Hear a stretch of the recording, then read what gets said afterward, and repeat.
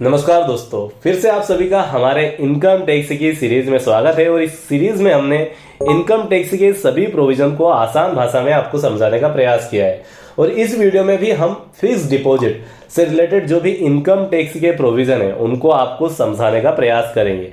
इसमें fix deposit से related जो भी आपकी क्वेरी है वो सब कुछ रिजोल्व हो जाएगी। तो सारे क्वेश्चन वन बाय वन हम इसमें रिजोल्व करने वाले हैं ताकि आपको इनकम टैक्स डिपार्टमेंट से कोई नोटिस ना आए।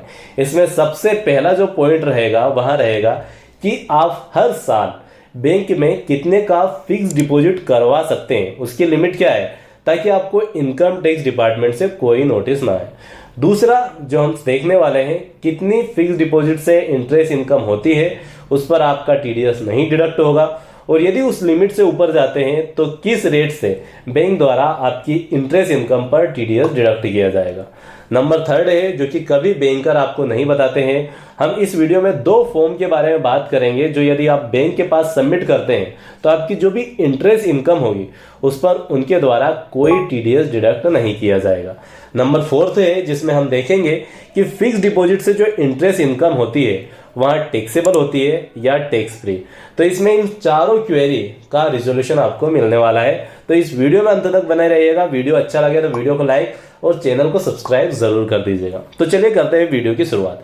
सबसे पहला है आखिरकार कितना अमाउंट जो कि आप फिक्स डिपॉजिट में हर साल रख सकते हैं ताकि आपको इनकम टैक्स डिपार्टमेंट से कोई नोटिस ना आए।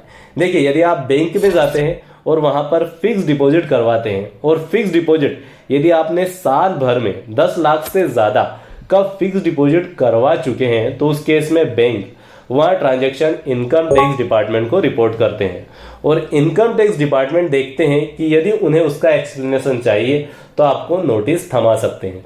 फिर आपको इनकम टैक्स डिपार्टमेंट को एक्सप्लेन करना पड़ेगा कि इसका सोर्स ऑफ इनकम क्या है। जो आपने फिक्स डिपॉजिट बैंक के पास जमा किया है इसका सोर्स ऑफ इनकम क्या है। और यदि आप फेल होते हैं तो आपको 60% से 400% तक की पेनाल्टी देना पड़ सकती है। बट यदि आप source of income tax department को बता सकते हैं, साथ ही यदि आपने आईटीआर फाइल किया है तो यहाँ पर प्रॉब्लम की कोई बात नहीं है।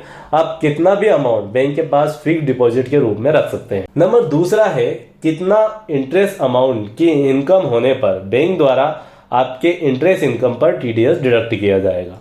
यहाँ पर प्रोविजन है कि यदि आपकी साल भर की जो फिक्स डिपॉजिट से इंटरेस्ट है वह इनकम यदि 40,000 से ऊपर जाती है और आपकी एज 60 साल से कम है तो बैंक द्वारा 10% की रेट से टीडीएस डिडक्ट किया जाएगा।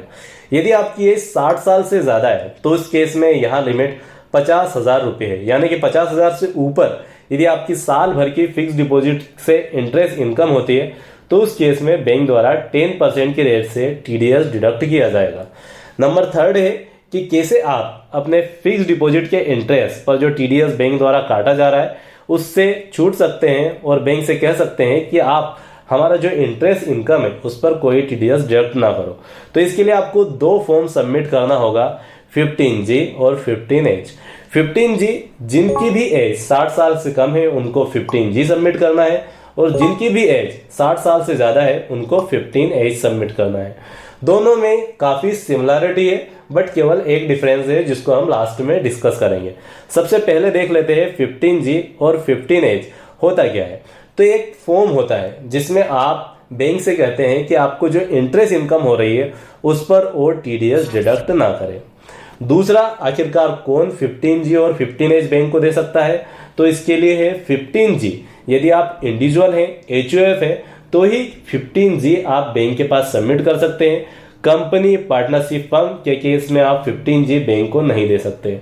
यदि हम 15H की बात करें तो इस केस में केवल इंडिविजुअल ही 15H बैंक के पास सबमिट कर बोल सकता है कि उनकी इंटरेस्ट इनकम पर कोई टीडीएस डिडक्ट ना किया जाए। थर्ड है, यदि आप रेसिडेंट हैं तो ही आप 15G और H बैंक के पास दे सकते हैं। नॉन रेसिडेंट के केस में आप 15G 15H बैंक को नहीं सबमिट कर सकते।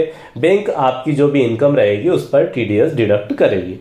नंबर फोर्थ जो है 15G और 15H आपको हर साल बैंक में जमा करना होगा। और ये कब जमा करना है, तो देखिए जैसे ही साल स्टार्ट होता है तो साल स्टार्ट होने के टाइम ही आपको 15G और 15H बैंक के पास जाकर जमा करना होगा। यदि हम 2024-25 की बात करें तो 2024-25 में यदि आपके जो फिक्स डिपॉजिट है उस पर इंटरेस्ट इनकम होने वाली है, उस पर टीडीएस डिडक्ट नहीं करवाना चाहते हैं, तो अभी आप अप्रैल मई में बैंक में जाकर उनसे फॉर्म 15G ले लीजिए। यदि आपकी एज 60 साल से कम है, यदि 60 साल से ज़्यादा है तो 15H ले लीजिए, उसको फिलअप कर दीजिए और बैंक के पास सबमिट कर दीजिए। यदि आप सबमिट करते हैं तो इस केस में आपकी जो भी इंटरेस्ट इनकम है उस पर कोई टीडीएस डिडक्ट नहीं किया जाएगा। नंबर 5 जो कि मोस्ट इंपॉर्टेंट पार्ट है कि कब आप 15G और 15H सबमिट कर सकते हैं। यदि 15G की बात करें तो आप 15G केवल तभी सबमिट कर सकते हैं जो कि सेक्शन 194A में मेंशन्ड है। वो कहता है कि आप केवल 15G तभी सबमिट कर सकते हैं जब आपकी इनकम टैक्सेबल लिमिट से कम हो। यानी कि यदि आप ओल्ड टैक्स रिजाइन में रिटर्न फाइल करते हैं तो 2.5 लाख से कम हो, न्यू टैक्स रिजाइन में फाइल करते हैं तो 3 लाख से कम हो। तो यदि आपकी 3 लाख या 2.5 लाख से कम इनकम है तभी आप 15G बैंक के पास सबमिट कर सकते हैं और उनसे कह सकते हैं कि हमारी इनकम 3 लाख से कम है, इसलिए आप हमारे इंटरेस्ट इनकम पर टीडीएस डिडक्ट मत करो। और यदि आपको 1 लाख तक का भी पूरे साल भर में इंटरेस्ट मिलता है तो बैंक द्वारा उस पर टीडीएस डिडक्ट नहीं किया जाएगा यदि आप 15G सबमिट करते हैं। फॉर्म 15H जो कि 60 साल से ज़्यादा जिनकी उम्र है वो सबमिट करते हैं और इसके लिए एलिजिबिलिटी है कि यदि उनकी टैक्स जो लायबिलिटी है वहाँ नील है तो 15H सबमिट कर सकते हैं। यानी कि यदि उनकी इनकम 7.5 लाख जो कि न्यू टैक्स रिजाइन के अनुसार है, तो यदि 7.5 लाख तक है तो वहाँ 15H सबमिट कर कह सकते हैं कि उनकी इनकम 7.5 लाख से कम है, इसलिए आप टीडीएस डिडक्ट मत करो। तो बैंक उनका टीडीएस डिडक्ट नहीं करेंगे। बट इस बात का ध्यान रखिए, जितनी आपकी बैंक है सभी बैंक में आपको 15G और 15H सबमिट करना होगा और ये हर साल आपको सबमिट करना होगा। नंबर 4 है कि जो आपकी फिक्स डिपॉजिट पर इंटरेस्ट इनकम होती है वह टैक्स फ्री है या टैक्सेबल है।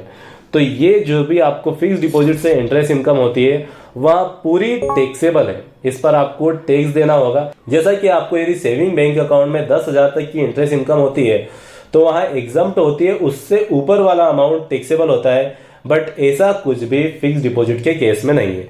यहाँ पर हर एक रुपये पर आपकी जो इनकम है वहाँ टैक्सेबल होगी। तो इस वीडियो हमने चारों पॉइंट को कवर किया। तो उम्मीद है इस वीडियो में आपके जो भी कंफ्यूजन थे फिक्स डिपॉजिट से रिलेटेड वो क्लियर हुए होंगे और आपने इस वीडियो को एंजॉय किया होगा। और यदि आप ऐसे ही वीडियो देखना चाहते हैं तो वीडियो को लाइक, चैनल को सब्सक्राइब कर लीजिए और यदि आप कोई भी क्वेरी है तो कमेंट सेक्शन में मेंशन कर दीजिए, उसे रिजोल्व करने की हम पूरी प्रयास करेंगे। धन्यवाद।